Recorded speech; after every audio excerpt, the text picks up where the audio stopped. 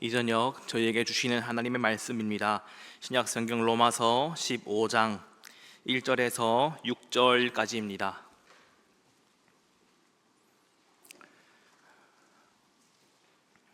신약 성경 로마서 15장 1절에서 6절까지입니다.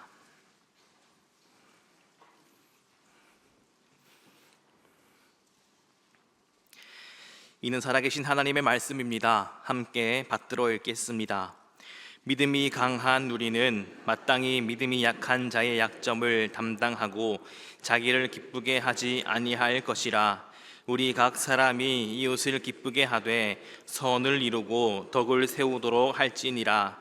그리스도께서도 자기를 기쁘게 하지 아니하셨나니 기록된 바 주를 비방하는 자들의 비방이 내게 미쳤나이다 함과 같으니라.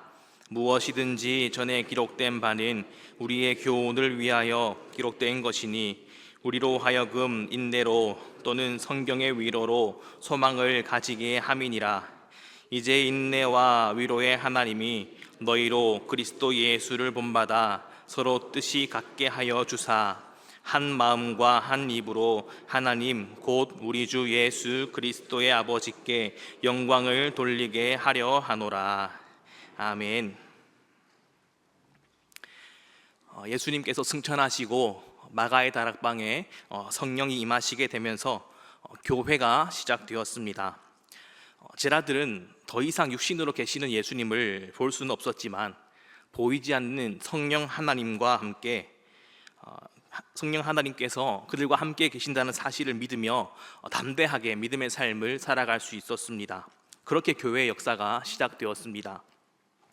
성령을 체험한 제자들로부터 교회가 시작되었고 2000년이 지난 오늘날까지 교회의 역사는 계속해서 이어져 오고 있습니다. 교회 역사를 보시게 되면 참 아름다운 믿음의 이야기들이 많이 등장합니다.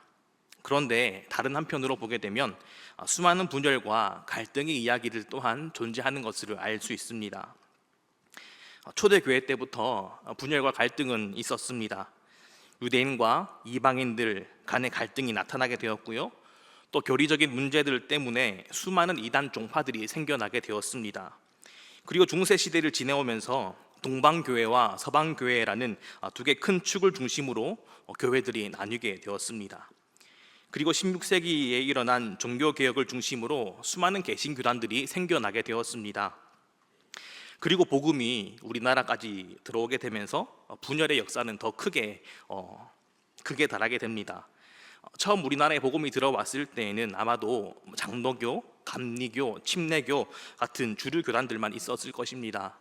그런데 시간이 흐르면서 갈등하고 분열하는 가운데 교회가 수많은 교단으로 나뉘어지게 되었습니다. 한국학중앙연구원에서 우리나라에 있는 개신교단의 수와 관련된 통계를 냈는데요.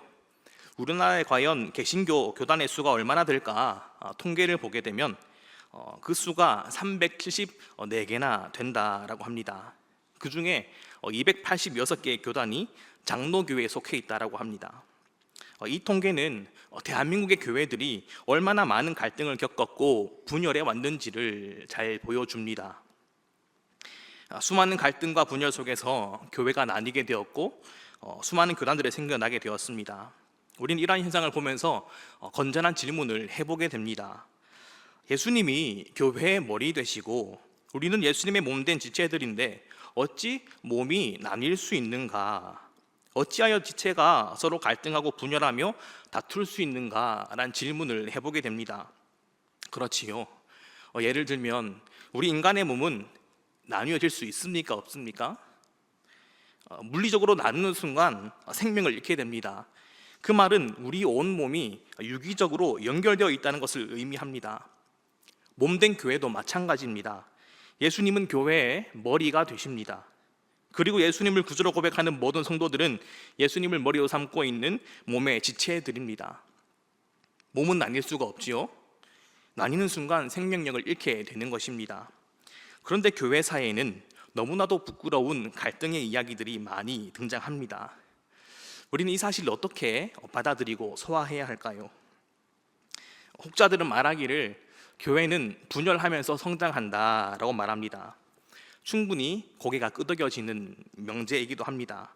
왜냐하면 우리 개신교회는 다른 말로 개혁교회라고 부르기도 하는데요, 이 개혁교회라는 말 속에는 우리의 정체성이 담겨 있습니다. 어딘가에 안주하거나 머물러 있는 것이 아니라 늘 말씀 안에서 나 자신을 돌아보고 갱신하고 개혁하며 서는 존재가 우리 개혁교회라는 의미 속에 담겨 있는 것입니다. 그러니 끊임없는 갱신과 개혁 속에서 이 비본질들과 싸우고 비진리와 싸우며 끊임없이 분열하고 갈등하는 가운데 이 교회들이 성장하게 된 것입니다. 그래서 혹자가 하는 이 말, 교회는 분열하며 성장한다는 말이 충분히 그럴듯해 보입니다. 그런데 여러분, 교회는 나뉠 수 없습니다. 나뉘어서는 안 됩니다. 우리가 끊임없이 싸우고 개혁해야 하는 것은 하나님의 말씀을 벗어난 죄악들입니다. 그리스도의 복음과 동떨어진 비본질적인 다른 복음들과 부단히 싸워야 합니다. 주님의 몸된 지체들과는 싸워서는 안 됩니다. 수많은 분열과 갈등의 시간을 통하여 교회가 성장해 왔다 하더라도 분열과 다툼을 합리화할 수는 없습니다. 교회가 분열하고 갈라지게 되면 서로 나뉘어진 그 두 공동체는 어떻겠습니까? 더 멤버십이 강화되고 원동력이 강화됩니다. 왜냐하면 비슷한 생각을 하는 사람들끼리 모여있기 때문에 훨씬 분위기 좋아 보이고요, 부흥하는 것처럼 보이고요, 잘 나뉘어졌다라고 여겨집니다. 그런데 교회가 분열하고 갈등하는 것, 그것은 이 땅에 교회를 세우신 하나님의 뜻에는 부합하지 않는 것입니다. 오늘 함께 읽은 이 본문에는 분열과 갈등으로 아파하는 로마 교회 성도들에게 바울이 권면하는 말씀이 등장합니다. 사도 바울은 이 로마서를 통하여서 구원 얻는 교리에 대해서 아주 심도있게 강론하였습니다. 오직 의인은 믿음으로 말미암아 구원을 얻는다. 그러면 믿음으로 구원받은 우리들이 교회 공동체 속에서 어떻게 살아야 할 것인가, 그것에 대해서 12장 이후에서 논하고 있습니다. 본문 1절과 2절은 이렇게 말씀합니다. 믿음이 강한 우리는 마땅히 믿음이 약한 자의 약점을 담당하고 자기를 기쁘게 하지 아니할 것이라. 우리 각 사람이 이웃을 기쁘게 하되 선을 이루고 덕을 세우도록 할지니라 라고 말합니다.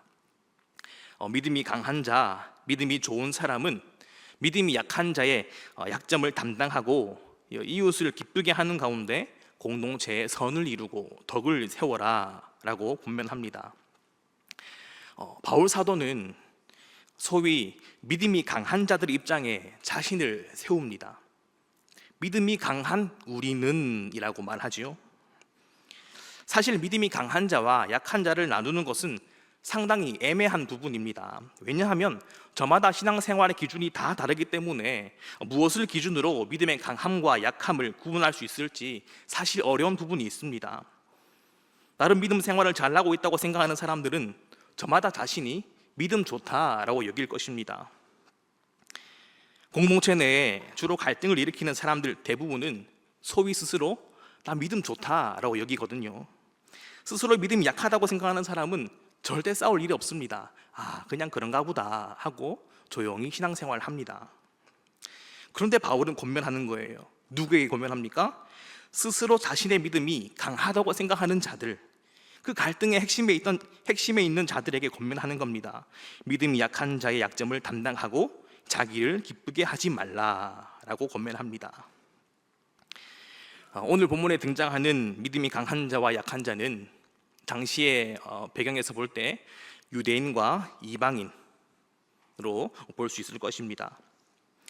유대인과 이방인은 함께 예수님을 믿고 그리스도인이 되었지만 저마다 살아온 삶의 방식과 문화, 양식이 다 달랐기 때문에 신앙생활하는 모습도 서로 달랐습니다.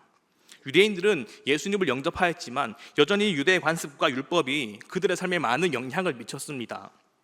이방인들도 마찬가지였습니다. 예수님을 영접하였지만 여전히 헬라의 문화와 관습들이 그들의 삶에 많은 영향을 미쳤던 것입니다. 그러니 이 유대인과 이방인들의 그 신앙의 스타일이 다를 수밖에 없는 것입니다. 그런데 문제는 유대인과 이방인 모두가 서로 자신들의 사고방식과 생각과 기준으로 상대를 대하고 평가한다는 것입니다. 아이고, 당신은 예수님 믿고도 왜 고기를 안 먹니? 너 믿음이 없어. 이렇게 말하기도 하고요. 또 반대편에서는 아니 당신은 예수님 믿고도 어떤 그런 미신 같은 걸 믿고 그래, 당신이야말로 믿음이 없어, 이렇게 말하기도 합니다. 그런데 바울이 권면하는 거예요. 믿음이 강한 우리는 믿음이 약한 자의 약점을 담당하고 자신을 기쁘게 하지 마십시오 라고 말합니다. 사실 사도 바울은 양쪽 모두에게 다 권면하는 것입니다. 여러분 모두가 자신에게 좋은 대로만 생각하지 마시고 믿음이 약한 자들, 그 상대방의 약한 부분을 돌보아 주십시오 라고 말하는 것입니다. 여기서 말하는 약점을 담당하고 라는 표현은 단순히 약점을 보완해 주어라 라는 정도의 개념이 아니라 서로를 책임져 주어라, 이런 의미입니다. 상대방의 약한 부분들이 회복되고 온전해질 때까지 인내하고 기다려 주어라, 이런 의미인 것입니다. 믿음이 강한 자들은 믿음이 약한 자들의 약함을 붙들어주고 지지해주며 온전한 믿음으로 성장할 때까지 기다려주고 인내해 주어야 합니다. 이 일은 마치 부모가 한 아이를 이 장성한 어른으로 길러내는 것처럼 인내하고 도움이 필요한 일입니다. 그 영혼을 책임질 수 있어야 한다는 것입니다. 이 일이 얼마나 어렵습니까, 여러분? 코로나를 보내게 되면서 믿음이 강한 자와 약한 자의 간극이 훨씬 커지고 있음을 느끼게 됩니다.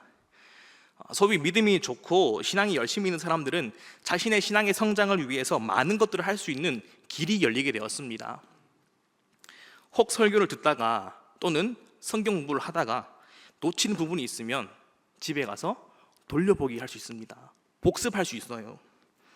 시간과 장소에 구애받지 않고 언제나 영적 성장을 위해 부단히 노력할 수 있게 되었습니다. 반면에 소위 믿음이 약한 자들, 그들은 상대적으로 신앙이 약한 사람들은 코로나를 겪게 되면서 믿음이 더욱 떨어지게 되는 것을 보게 됩니다. 그 전까지는 주일에 한 번, 최소한의 이 주일 성수라는 안전장치가 있었기 때문에 한 번은 예배당에서 예배를 드렸습니다. 그런데 코로나를 보내면서 온라인 교인이 너무나 많아졌습니다. 그들을 잡아주던 안전장치가 사라지게 된 것입니다. 또 코로나 이후에 이 개인주의적인 경향이 더욱 심화되는 상황 속에서 이 공동체의 결속력 또한 많이 와해되었습니다. 그러니 이 믿음의 빈부격차도 훨씬 커지게 된 것입니다.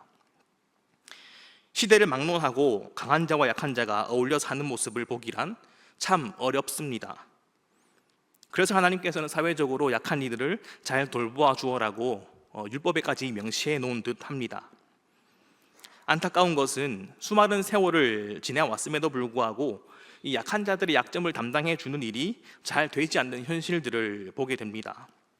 그것은 믿음을 가진 우리들도 마찬가지입니다. 사회적으로 약한 자들을 돕는 일은 고사하고 함께 신앙생활하는 곁에 있는 지체들의 삶도 잘 돌보지 못하고 그냥 바라볼 수밖에 없는 현실들을 많이 봅니다. 바울은 믿음이 약한 자들의 약점을 담당해 주어라 라고 권면하면서 이렇게 말합니다.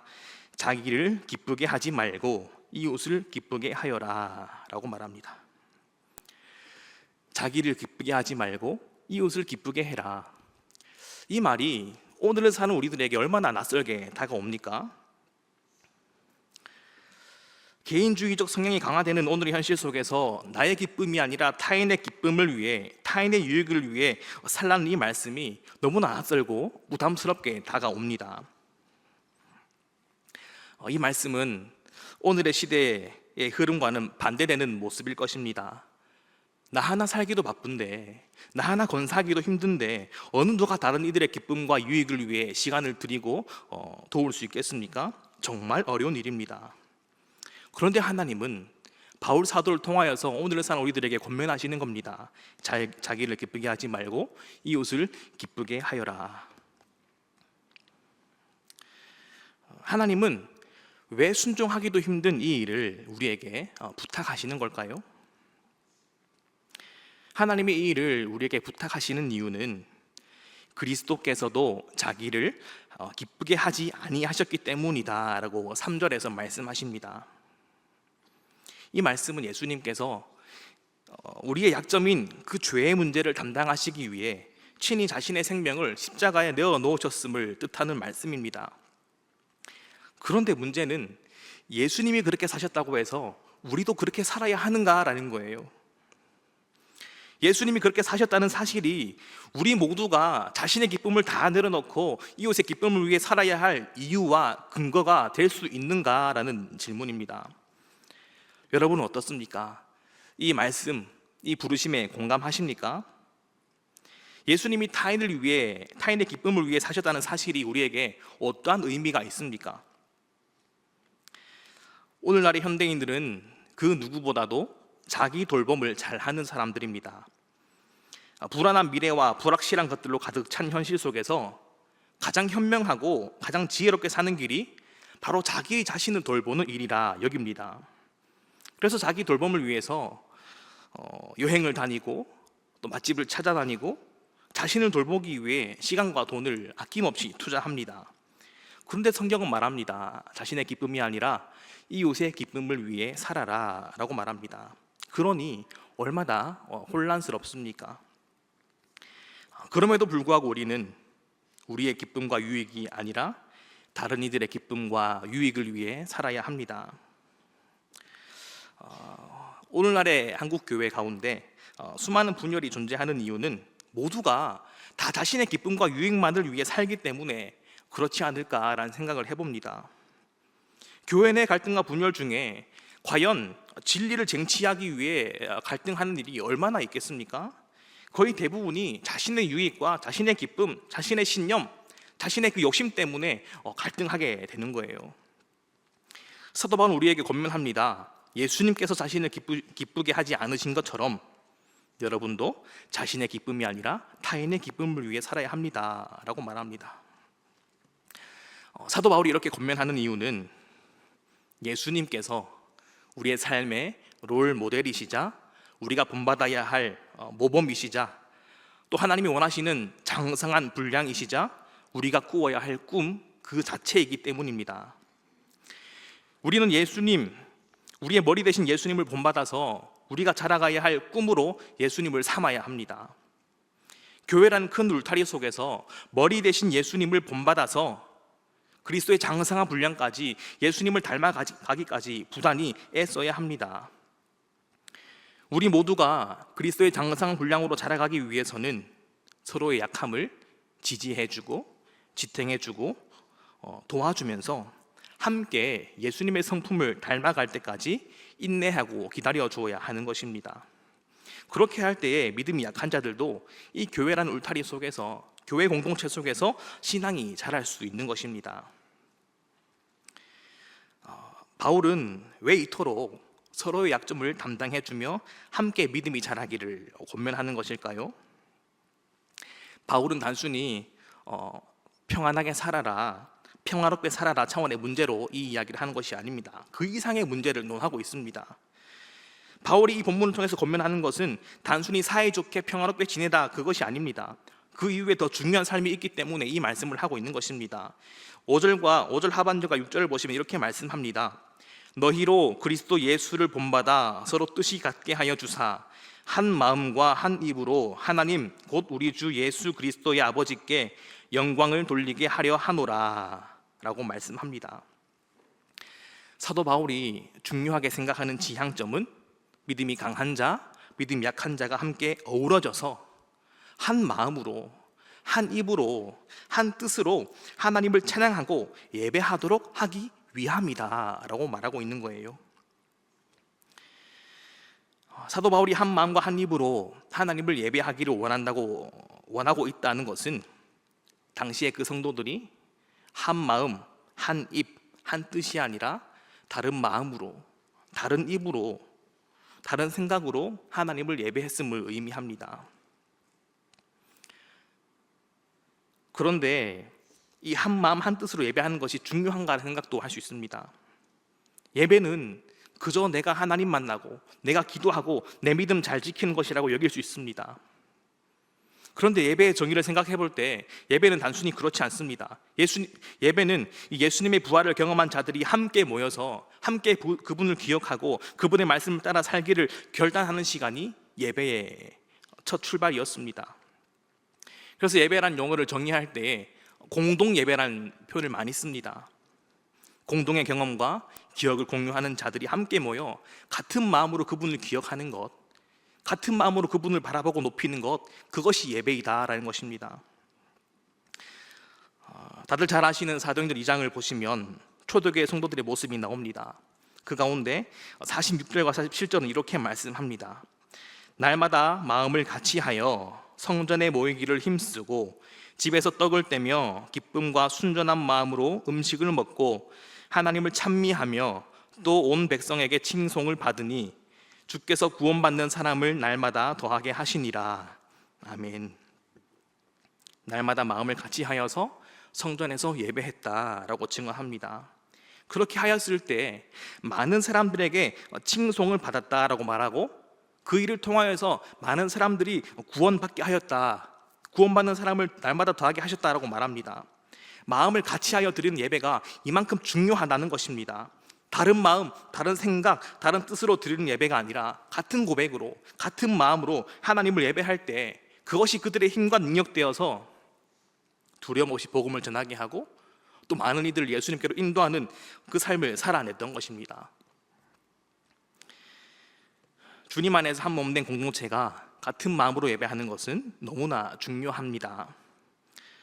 세상의 모든 것들은 다 있다가 사라지는 것들이고 패하는 것들이고 안개와 같은 것들입니다. 그러나 주님 안에서 함께 같은 마음으로 예배하는 것, 하나님 높이는 것, 그것은 영원한 일입니다. 영원한 가치가 있는 일입니다. 에베소서 2장에 보시면 21절 22절에 이렇게 말합니다. 그의 안에서 건물마다 서로 연결하여 주 안에서 성전이 되어가고 너희도 성령 안에서 하나님이 거하실 처소가 되기 위하여 그리스도 예수 안에서 함께 지어져 가느니라 라고 말씀합니다. 우리 모두는 그리스도 안에서 유기적으로 연결되어서 성전이 되어간다 라고 말합니다. 성전이 되어간다, 성전으로 지어져 간다 라고 말합니다. 서로의 약함을 감당해주고 지지해주고 함께 짐을 나누어지며 주님이 거하시는 성전이 되어져 가는 것입니다. 우리 모두는 주님의 성전입니다. 주님이 거하시는 처소입니다. 우리 모두가 주님을 본받아 서로의 약점을 지지해주고 담당해줄 때에 이 성전은 영원할 것입니다. 교회는 사랑을 말하고 하나됨을 말하지만 그렇지 못한 모습들을 많이 봅니다. 이러한 모습들 때문에 때로는 낙심하기도 하고 좌절하기도 하고 또 회의감을 느끼고 교회를 떠나는 분들도 많이 계십니다. 그렇지만 그럼에도 불구하고 여전히 우리가 지향하고 바라보아야 하는 것은 사랑입니다. 하나됨입니다. 선을 이루고 덕을 세우는 일입니다. 우리는 우리에게 허락하신 교회 공동체 속에서 선을 이루고 덕을 세워야 합니다. 그것은 단순히 착하게 사는 삶, 평화롭게 사는 삶, 사회좋게 사는 삶을 말하지 않습니다. 영원히 하나님을 예배하는 예배 공동체로 세워져 가기 위해 매일매일 몸부림하는 것이고 매일매일 그렇게 살고자 결단하는 일인 것입니다. 이 시간 우리 모두가 베푸신 성찬으로 함께 나아갈 것입니다. 성찬이 우리에게 어떠한 의미가 있습니까? 성찬은 예수님께서 자신의 기쁨이 아니라 저희 모두의 기쁨과 유익을 위해 자신의 몸을 찢으시고 피를 흘리심을 기억하는 자리입니다. 예수님의 그 희생과 사랑이 헛되지 않기 위해서는 서로의 약함을 감싸 안고 인내하고 품어주며 선을 이루고 덕을 세우겠노라 하는 그 간절한 결단이 이 성찬식 가운데 가득해야 할 것입니다. 주님의 베푸신 거룩한 식탁을 통해 저희 모두를 향한 십자가의 사랑을 확인하고 또 우리가 살아가야 할 삶의 자리를 다시 한번 돌아보며 예수님 닮아 서로를 살피며 타인의 유익을 위해 살겠노라 다짐하고 결단하는 그 은혜가 저희 모두 가운데 있기를 간절히 부탁드립니다. 기도하겠습니다. 하나님 아버지, 사도 바울의 권면을 통하여 선을 이루고 덕을 세워라 말씀하시는 주님의 음성을 듣습니다. 주님, 저희 모두가 다른 마음, 다른 생각이 아니라 같은 마음을 품은 공동체로 세워져서 영원히 하나님이 거하시는 거룩한 성전 되게 하시고 영원히 하나님만을 높이는 공동체 되도록 은혜 더하여 주옵소서. 예수님의 이름으로 기도드립니다. 아멘.